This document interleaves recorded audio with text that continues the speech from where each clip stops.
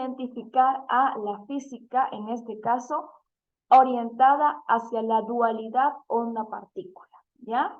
En este caso ya comenzamos a darle a la materia no solamente propiedades de partículas como se había hecho hasta el momento, sino que adicionalmente vamos a comenzar también a estudiar de manera simultánea las propiedades ondulatorias que tienen nuestras partículas, ¿bien? Entonces, a partir de este momento, comenzamos con una de las ramas de la física que surgió ya finalizando lo que fue el gran desarrollo de la física, de las leyes y las teorías que sustentan el movimiento tanto a macroescala como a microescala. Bien. Les comentaba entonces que la física moderna explica las leyes fundamentales del movimiento, pero ya no solamente a nivel de objetos, sino que ya son todas las leyes universales. Ya con la física moderna pudimos unificar todas las leyes de movimiento y explicar lo que ocurre a niveles macroscópicos, es decir, a nivel de las cosas que podemos tocar o palpar, y explicar también lo que ocurre a nivel subatómico, a nivel de las partículas fundamentales que conforman la materia, que por ser tan súper pequeñas no podíamos apreciar porque no teníamos los instrumentos necesarios, ¿bien? Y pudimos esclarecer las variantes que tenemos en cuanto a las leyes del movimiento. Las leyes del movimiento, en este caso, se reformulan a través de dos grandes teorías. Por un lado, tenemos la teoría cuántica de Planck, ya que surgió alrededor de los años 1900, y casi de manera simultánea, entre unos 2 y 5 años, Einstein formula la teoría de la relatividad. Con estas dos teorías, sellamos las partes de las que la física no podía explicar y damos un finiquito a todas las leyes de movimiento. ¿Bien? Planck, este señor que les comenté, se dedicó a establecer una teoría que se denomina mecánica cuántica. Bien, esta teoría de la mecánica cuántica orienta a la física al estudio de partículas a escalas muy pequeñas, ¿sí? Las partículas que conforman los átomos, ¿sí? También los átomos, pero más que todas las partículas que conforman los átomos. Y orientó, se dirigió especialmente a cómo ocurría la radiación electromagnética en fenómenos que fueran observables, ¿sí? Lo principal o el fundamento de la teoría de Max Planck, la teoría cuántica, es que la energía se libera por paquetes, por unidades. Y estos paquetes de energía se denominan cuantos, ¿sí? Recordaremos de Newton, que Newton nos propuso la teoría corpuscular. Él también tenía como que esos indicios de que la energía tenía que ir en partículas, las partículas que él llamó corpúsculos. Planck, muchísimos años después, retoma este concepto y establece que la energía sí se distribuye en pequeños paquetes. Cada paquete es un cuanto de energía. Como que de manera que ustedes puedan imaginar, las partículas, ¿ya? No contienen materia, sino contienen energía. Muy bien. De manera análoga o casi simultánea, Einstein no formula la teoría de la relatividad. Esta teoría de la relatividad surge como una necesidad de acoplar toda la teoría gravitatoria que nos había explicado Newton. La teoría gravitatoria de Newton funciona perfecto a niveles de escalas de objetos palpables. pero a niveles de objetos macro, como por ejemplo el planeta o los cuerpos estelares, la teoría de la gravitacional de Newton tenía ciertos problemas. Por eso surge la teoría de la relatividad, ¿sí? En la teoría de la relatividad estudiamos sucesos que ocurren de manera simultánea tanto en el tiempo como en espacio, ¿sí? El tiempo y el espacio no son invariantes, dependen del observador. Esto es lo que nos propone la teoría de la relatividad, ¿sí? La principal aplicación de esta teoría es la cosmología. ¿Y por qué ocurre esto? Porque Einstein se da cuenta que no era solamente un objeto que caía en cierta unidad de tiempo, sino que este tiempo también se podía dilatar, o sea, este tiempo también se podía hacer más grande en dependencia de las masas que estuviera interactuando. Entonces, él se da cuenta que no solamente existe una modificación en el tiempo, sino que esta modificación depende también de cómo la materia, la macromateria en este caso, es capaz de modificar el espacio en el que se encuentra. Estas dos cuestiones no estaban vistas en las teorías clásicas. En las teorías clásicas tenemos un espacio que es indeformable y tenemos un tiempo que siempre evoluciona de la misma manera. Un segundo siempre será un segundo, ¿ya? La teoría de la relatividad nos permite jugar con estos conceptos y nos dice que el tiempo no siempre va a valer lo mismo, sino que usted puede hacer una extensión de él. Entonces, ¿cuáles fueron las principales limitaciones que tuvo la física clásica y por lo cual Max Planck y Albert Einstein tuvieron que formular nuevas teorías? Ocurrieron tres particularidades que no pudo explicar la física clásica. La primera fue la cuantización de la energía. La segunda fue el carácter corpuscular de la radiación electromagnética. Y la tercera fue la naturaleza ondulatoria de la materia. La primera, ¿qué es la cuantización de la energía? ¿Sí? Existe una radiación térmica que se llama radiación de cuerpo negro. Ya vimos anteriormente qué es la radiación térmica. Bien. Esta radiación térmica no podía explicarse a manera clásica, ¿sí? ¿Por qué no podía explicarse? Porque la teoría clásica nos dice que la energía, ¿sí? Siempre se podía contabilizar. Usted puede contabilizar porque sabe cuánta energía está radiando. En un cuerpo negro, que es un objeto que ya vamos a explicar de manera más extensa, esta energía no se puede explicar de manera de numeritos, sino es un espectro que comienza a variar.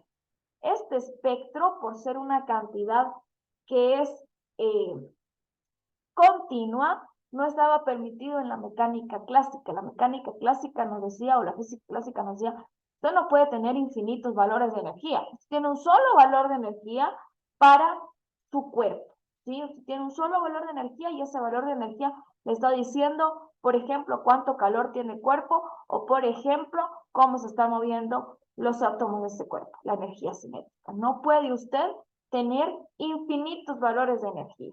Eso nos decía la mecánica clásica. Y existe este problema con la radiación de cuerpo negro, entonces ahí hubo una limitación. La segunda limitación fue el carácter corpuscular de la radiación electromagnética. Recordemos que la radiación electromagnética la podíamos ver nosotros como una onda electromagnética. Y en una onda usted tiene una perturbación que se mueve en el espacio y transporta energía.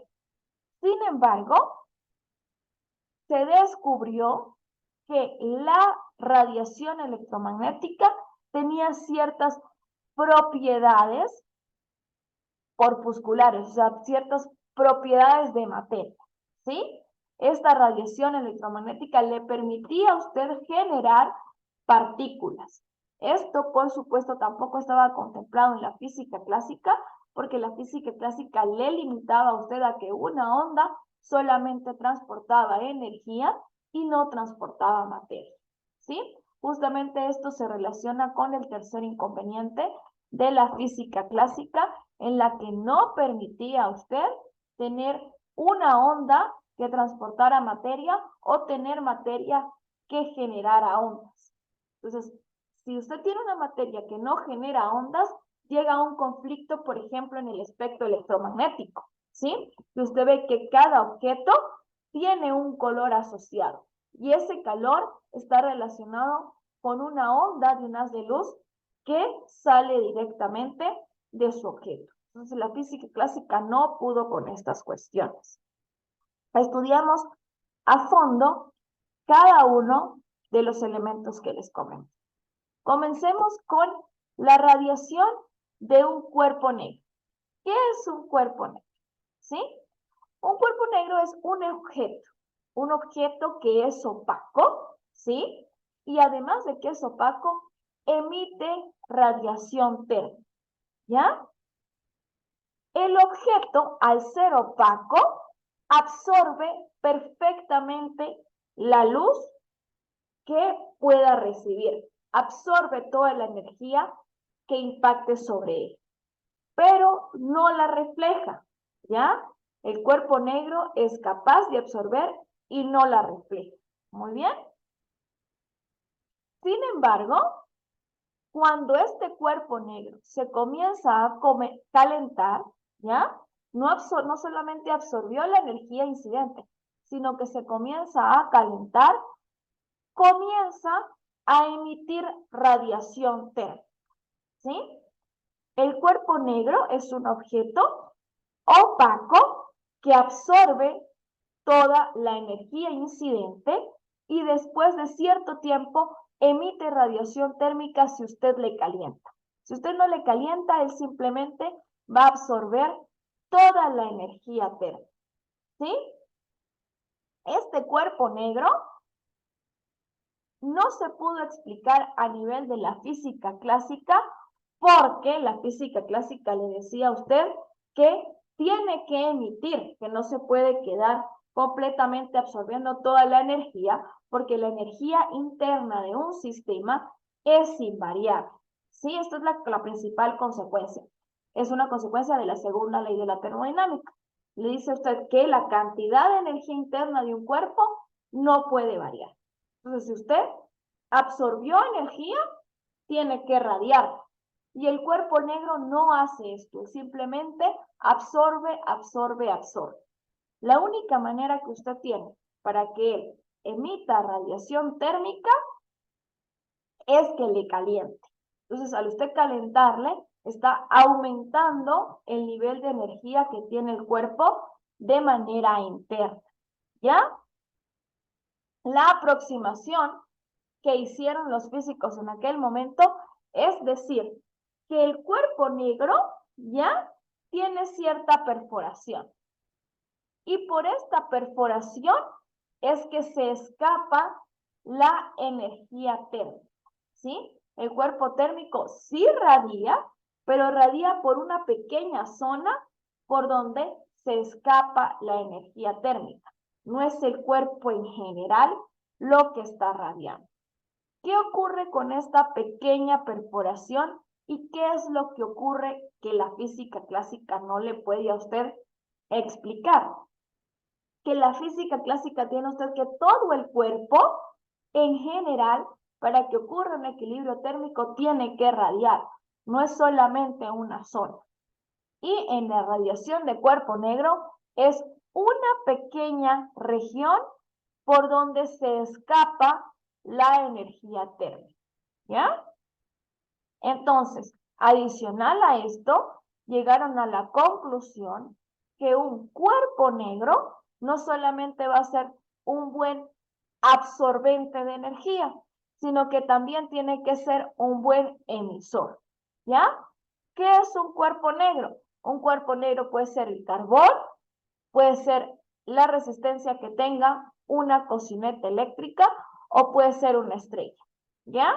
Son objetos que son opacos, que adquieren muchísima cantidad de energía y comienzan a radiarla a niveles bárbaros cuando usted le calienta, ¿sí? Por eso que usted puede cocinar, por ejemplo, al carbón. El carbón se comporta como un cuerpo negro porque cuando usted le calienta, él comienza a aumentar, aumentar y aumentar su temperatura. Y mientras más calor tenga, más aumenta su temperatura y más calor va a radiar. ¿Sí? Lo mismo ocurre con la resistencia de una hornilla eléctrica, de una cocineta eléctrica. A medida que usted le calienta, él sigue calentando y sigue emitiendo y emitiendo y emitiendo radiación térmica. Y una estrella, aunque parezca un poco extraño de entender, las estrellas también son cuerpos opacos, ¿sí? Son cuerpos opacos en las cuales existe una combustión interna y esta combustión interna comienza a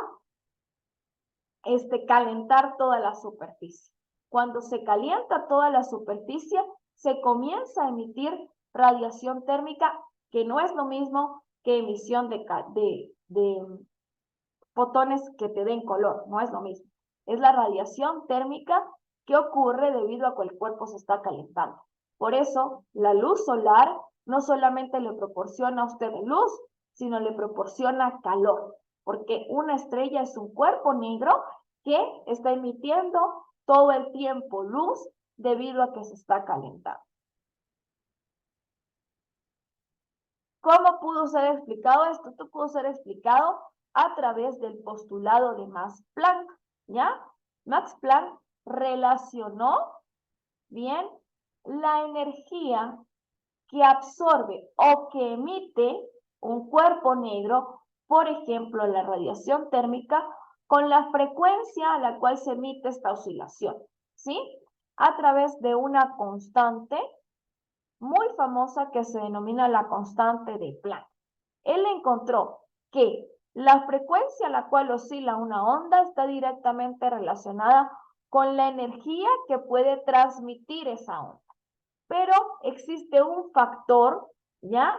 Un factor de ajuste que justamente me hace coincidir el nivel de energía con la frecuencia. Y halló ese valor. Ese valor lo halló de manera experimental, trabajando muchísimo a nivel experimental con cuerpo negro. Obtuvo entonces que el valor para la constante de Planck es de 6,625 por 10 a la menos 34 joules por segundo. Esa es la constante de ajuste que le va a relacionar a usted la frecuencia a la cual se emite una onda con la energía que es capaz de transportar. La frecuencia, ya multiplicada por esa constante, es lo que él determinó que se llama un cuanto de energía, ¿sí? Esta relación es el cuanto de energía. Y fíjense que al ser esta H una constante, le está diciendo a usted que a medida que la onda se mueva con más o menor frecuencia, pues su cuanto de energía será mayor o menor. ¿En qué me está diciendo esto en pocas palabras? Me está diciendo que usted, mientras tenga una onda con una frecuencia mayor, usted va a ser capaz de producir o transportar más energía. ¿Bien? ¿Y qué pasa si usted tiene una frecuencia mayor? Lambda es igual a la velocidad sobre la frecuencia. Entonces le está diciendo a usted que si usted tiene una frecuencia mayor, bien, lo que está teniendo es una longitud de onda menor. Es decir, que las ondas que tienen menor longitud de onda son capaces de transportar mucha más energía. Y esto lo vemos en el espectro electromagnético. Fíjense que las ondas de radio que les comenté son ondas que son increíblemente grandes. Son ondas que tienen longitudes de alrededor de los 4 metros. ¿bien? Pero, en consecuencia, estas ondas no son ondas que le puedan a usted transportar energía por mucho tiempo. Son ondas que son de corto alcance, de mucha amplitud, pero de muy corto alcance. El caso contrario ocurre, por ejemplo, con las ondas relacionadas a los rayos gamma. Esas son ondas que tienen longitudes muy pequeñas y frecuencias muy grandes y nos transmiten una cantidad gigante de energía que las hace tener un alcance también gigantesco. Por eso es que ustedes ven, bueno, no pueden ver de manera directa, pero podemos capturar ya los espectros de emisión de, por ejemplo, estrellas y constelaciones que se encuentran súper alejadas, porque las ondas que se emiten son tan frecuentes y con unas longitudes tan pequeñas que tienen un alcance de cientos de miles de millones de kilómetros, y eso es lo que nos produce a nosotros que podamos encontrar ese tipo de energía. Fíjense nuevamente.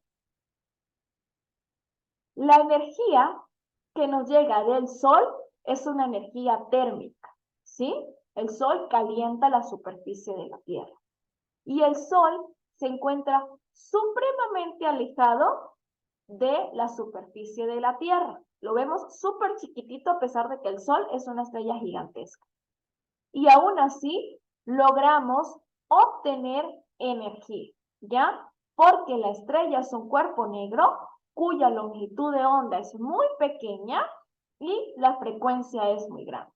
Y por eso es que cuando ustedes están sintonizando en sus radios, ustedes logran escuchar emisoras solo a nivel local, ¿ya? El espectro de las ondas de radio produce o es capaz de transmitir muy poca energía, y si transmite muy poca energía es capaz de llegar a lugares mucho más cercanos. La segunda cuestión fue la característica corpuscular de la luz. La característica corpuscular de la luz fue demostrada a través del efecto fotoeléctrico. El efecto fotoeléctrico no es más que una emisión de un rayo de luz que es capaz de eliminar electrones de la superficie de un metal que esté pulido, ¿sí? Si ustedes dicen, la luz no tiene más que energía, no existe una manera en la que pueda arrancar un electrón. Porque, imagínense y hagan una analogía cuando ustedes juegan pool o billar. Ustedes son capaces de eliminar una de las bolas del pool cuando impactan con otra. ¿Cómo eliminan la bola del pool? Cuando se va por la canaleta. ¿Bien?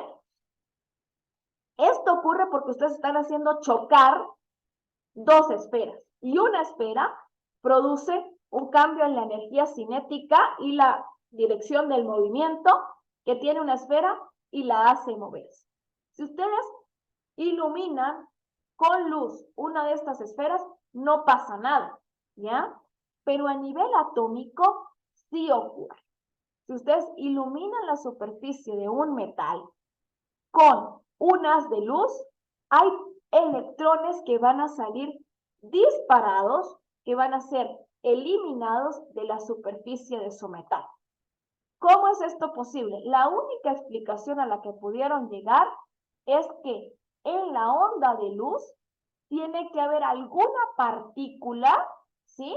Que si bien no tenga masa, tiene que tener la estructura de partícula para que pueda impactar con un electrón, ocupar el espacio que tenía ese electrón y que el electrón pueda salir disparado de la superficie del metal. Algo tiene que quedarse en el lugar que ocupó el electrón. Y esa cosa que ocupa el lugar del electrón se llamó fotón. ¿Bien? El fotón es el que ocupa el lugar en el que estaba el electrón. ¿Bien? ¿Y qué es este fotón? Si bien la onda de luz no es capaz de transmitirme materia, este fotón tiene que ser un paquete de energía. Tiene que ser el cuánto del que habló Planck. Bien, tiene que existir una estructura que tenga una estructura como la tiene un átomo, pero no puede contener masa ahí. Tiene que contener solamente energía. Este es el efecto fotoeléctrico que fue explicado a través de la teoría de Einstein. Einstein explicó el efecto fotoeléctrico, pero valiéndose de lo que había dicho Planck. Planck estableció que existía ese paquete de energía y ese paquete de energía es el que conocemos ahora como fotón. Los fotones, ¿ya? Son esas partículas que transportan la energía en una onda de luz. Son, digamos, el vehículo por el cual se transporta esa energía. Y esto también pudo explicar por qué una onda electromagnética no necesitaba un medio para desplazarse, ¿ya? Les recuerdo que hasta el momento teníamos ondas mecánicas y todas necesitaban un sitio por donde desplazarse. Pero con las ondas electromagnéticas no sucedía esto. Y decían, ¿cómo es capaz de transmitirse la energía? Esto fue resuelto teniendo en cuenta esta partícula hipotética que se llama fotón, ¿ya? Es un paquetito de energía. Y esto también fue estudiado casi de manera análoga por de Broglie, ¿ya? De Broglie es el que establece, ¿sí? Finalmente toman la teoría de Planck, toman la teoría de Einstein y establece las leyes que rigen las propiedades ondulatorias que tiene la materia. Él establece que no solamente la luz tiene propiedades ondulatorias, sino que todo tipo de materia se puede comportar como onda y como materia, como partícula. Los electrones se pueden comportar como materia y se pueden comportar como un haz de luz, ¿ya? Eso al principio desencajó mucho porque estábamos acostumbrados a una física clásica que te decía que no, pero fue comprobado. Ya les voy a explicar cómo fue comprobado. ¿Bien? Y de Broglie estableció entonces dos grandes principios que resumen que toda naturaleza corpuscular de la materia está asociada a una naturaleza ondulatoria. La primera que dice es que para cada sustancia, cada elemento, hay una frecuencia mínima de la radiación electromagnética, ¿ya? Por debajo de esta frecuencia no se producen fotoelectrones, ¿ya? Hay una frecuencia a través de la cual cada materia puede generar una onda y esa onda va a ser capaz de eliminar electrones de una superficie. Y adicional a esto, la emisión de estos electrones aumentará si se aumenta la cantidad de radiación que incide, ¿sí?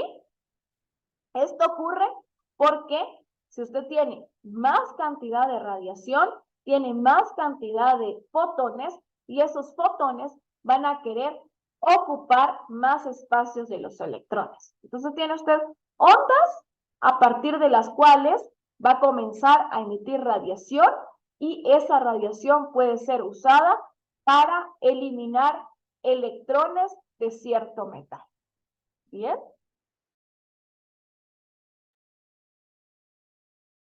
Continuemos entonces en este caso, cómo de Broglie resume todo esto que él ha dicho. Él dice que sí existe una relación entre la cantidad de energía y la frecuencia, y esa relación sí es el valor correcto de la constante de Planck, ¿ya? Ahora, de manera matemática, redefine lo que va a ser la longitud de onda que tiene una onda. Bien, él la redefine. Hasta el momento habíamos trabajado con que la longitud de onda era igual a B sobre F. Bien, esa era la longitud que tenía hasta el momento. Él dice, verán, si estamos considerando que existen paquetes, ¿bien? Esos paquetes de energía pueden contener masa y se mueven a cierta velocidad, la longitud de onda tiene que ser ahora el valor que encontró Planck para su constante dividido entre la masa por la velocidad de la onda. Esta cantidad m por v, ¿sí?, se denomina cantidad de movimiento. La cantidad de movimiento, lo que me dice a mí es cómo se puede mover una partícula en relación a su masa. Y esto es un concepto que ya venía de la mecánica, de la física clásica. Si usted tiene más masa, es más difícil para usted moverse. Entonces, de Broglie propone esta ecuación y propone una redefinición de la longitud de onda. A partir de este momento, cuando estemos trabajando a niveles subatómicos, a niveles de radiación, la longitud de onda la tenemos que identificar como la constante de Planck dividida entre m por v, ¿ya? ¿Quién es m? M es la masa de la partícula subatómica que esté asociada a la onda. ¿Y quién es v? La velocidad a la cual se va a mover esa partícula. Ya les recuerdo que una partícula siempre se mueve con cierta velocidad. Entonces, si usted trabaja con física clásica, con características que son grandes, cuerpos grandes, usted sabe que la longitud de onda sería igual a v sobre f, pero en el caso en el que trabaje a nivel subatómico, ya tiene que tomar en cuenta la masa de la partícula que está involucrada y la velocidad a la que ésta se mueve. ¿Ya? La difracción de electrones en un cristal, en este caso fue la manera en la que de Broglie pudo sustentar su teoría, ¿ya? La difracción de electrones es el experimento que realizaron muchísimas veces y lograron obtener esto. ¿Qué me dice a mí la difracción de electrones? Que cuando usted hace pasar un haz de electrones, cuando me refiero a un haz de electrones, es que imagínense que tienen ustedes un rayo que está compuesto, pero de electrones, no de ondas, sino es un rayo de electrones. Y usted lo hace pasar por cierta rejilla, muy bien, en este caso se llama rejilla de difracción, usted va a tener un patrón impreso en una pared, ¿sí? Este patrón impreso ocurre con interferencia. ¿Cómo ocurre con interferencia? Fíjense, tengo solamente dos ranuras. La física clásica me dice a mí que si usted tiene dos ranuras, los electrones que coincidan con esas ranuras son los únicos que van a pasar, ¿ya?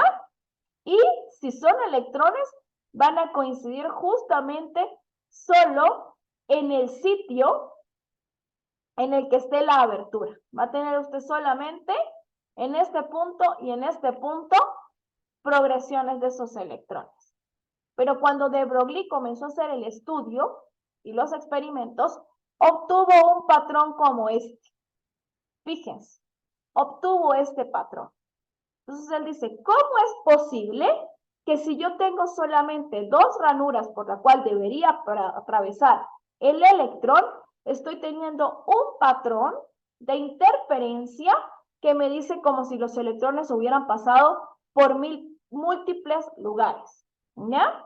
Y dice, la única manera que esto pueda ocurrir es que mi haz de electrones, en el momento en el que impactó con esta superficie, se haya convertido en un haz de luz, en una onda, ¿ya? ¿Y por qué es esto?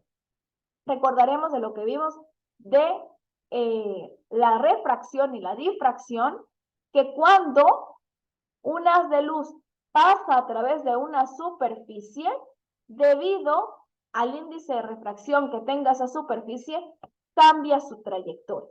¿Bien?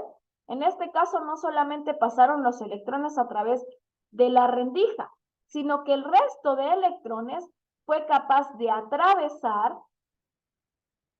la rejilla de difracción, es decir, el límite entre dos medios, y cuando atravesó el límite de esos dos medios, por supuesto, cambió la dirección a la que se desplazaba. Y al cambiar la dirección a la que se desplazaba, llegó a un punto en la pared de impacto, que es una pared que no puede atravesar, que dejó la marca de cada una de las direcciones que tenían estos rayos, ¿sí?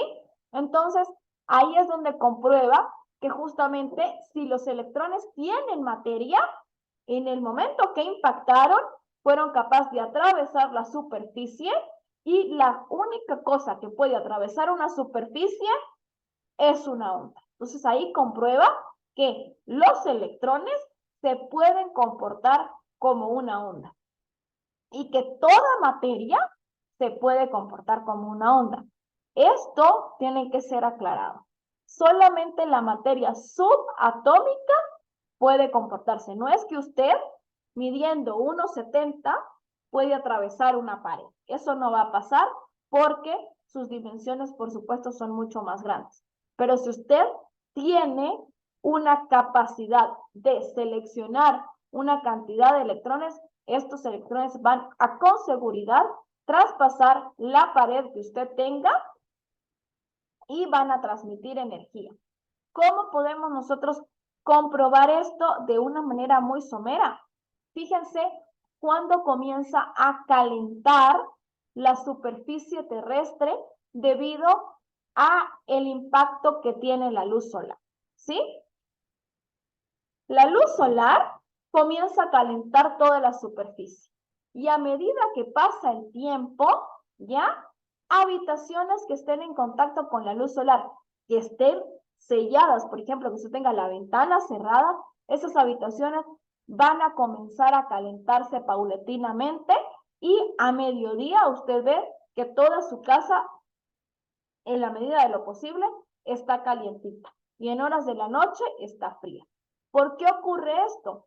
Porque las partículas que vienen asociadas al rayo de luz solar tienen esa capacidad de penetrar ciertas superficies, por ejemplo, las paredes y los vidrios de nuestra casa, por este fenómeno, porque en el momento en el que impactan con la superficie de su pared o su ventana, adquiere propiedades ondulatorias, y al adquirir propiedades ondulatorias, por supuesto, puede traspasar la superficie de una pared. En ese caso, la superficie de esa pared será la superficie que divide los dos medios de propagación de la onda. ¿Ya? Estas fueron las cuestiones que desarrollaron toda una nueva física, toda una rama de la física que se considera ahora la física moderna. Para culminar la clase, vamos a hacer unos pequeños ejercicios, y en estos ejercicios vamos a ver cómo es que podemos comprobar, ¿ya? O cómo podemos utilizar, por ejemplo, la fórmula que encontró de Broglie para encontrar la longitud de onda de una onda que esté asociada a una partícula subatómica. Una de las partículas subatómicas que conocemos son los electrones. Los electrones son partículas con carga negativa que se encuentran en ciertas regiones de lo que se considera el espacio atómico. ¿Bien? Esos electrones tienen una masa que ya se determinó a través de otro experimento de 9,1 por 10 a la menos 31 kilogramos. Esa es la masa que tiene un electrón, es la masa estándar, la masa que ya se comprobó. E imagínense que usted tiene cierto electrón que se está moviendo con una velocidad de 1,75 por 10 a la 6 metros por segundo. Se mueve súper rápido, pero todavía no alcanza la velocidad de la luz. Nos dice que entonces calculemos la longitud de la onda que esté asociada a este electrón. O sea, ¿cómo es la onda en la cual se puede convertir este electrón si necesita traspasar una pared? ¿Bien? Al ser una partícula subatómica, ya sabemos que tenemos que utilizar la relación de de Broglie, que me dice que la longitud de onda será igual al valor de la constante de Planck dividido entre la masa por la velocidad a la cual se mueva esa partícula, ¿ya? De mis datos sé que la velocidad de la partícula es 1.75 por 10 a la 6 metros por segundo. Conozco la masa del electrón, ya la conocemos de manera invariante, y conocemos el valor de la constante de Planck, ¿ya? ¿Qué nos queda? Simplemente sustituir en nuestra ecuación. Fíjense que las unidades en las cuales medimos la constante de Planck es en joules por segundo, ¿sí? En joules por segundo debido a que estamos trabajando la masa del electrón en kilogramos y estamos trabajando la velocidad a razón de metros por segundo, ¿ya? Sustituimos entonces el valor de la constante de Planck y nos dice que el valor de la longitud de onda es de aproximadamente de 4.6 por 10 a la menos 10 metros, ¿ya? Es una longitud de onda súper pequeña. Estamos hablando de 10 a la menos 10. O sea, que esto es 0. Seguido de 9 ceros, 46 metros. Si comparan esto con la longitud que tiene una onda de radio, por supuesto que esto es un valor súper pequeño, y al ser un valor súper pequeño me dice que esa onda tiene que moverse a una frecuencia muy grande, ¿ya? Como es una onda que se mueve a una frecuencia muy grande con una longitud de onda muy pequeña, la energía, ¿sí?, que puede transmitir una partícula subatómica es infinitamente grande, ¿sí? Y esta cantidad de energía justamente dio paso a la formación de, por ejemplo, las bombas nucleares. Las bombas nucleares son bombas que liberan muchísima energía y esto se partió del hecho de que al usted tener partículas subatómicas puede generar niveles de energía gigantescos. Esta cantidad de energía que puede usted también liberar, ya es la que se ha usado, por ejemplo, en un experimento que hace unos 8 años fue muy famoso, que fue el gran colisionador de hadrones.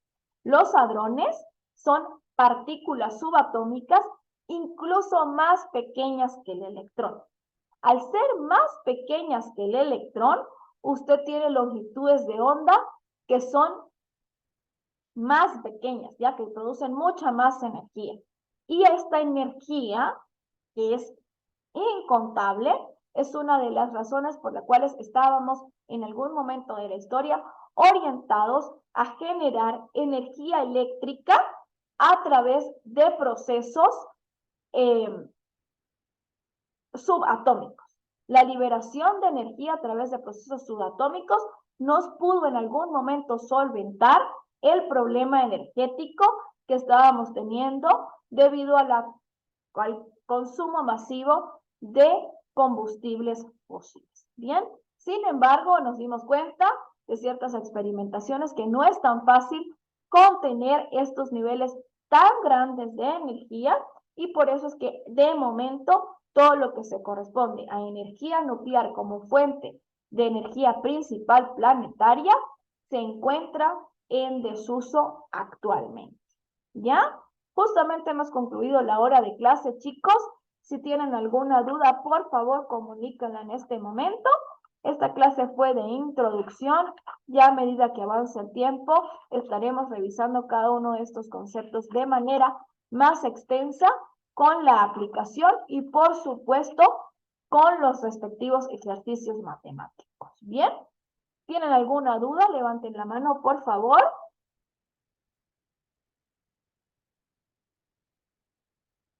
Ya, en caso de que no tengan ninguna duda, damos afortunadamente por finalizada la clase de hoy. Les deseo un excelente día, y los que tengan dudas con los ejercicios de las asignaciones, pueden comunicarse conmigo, por favor, en el día de hoy. ¿Ya?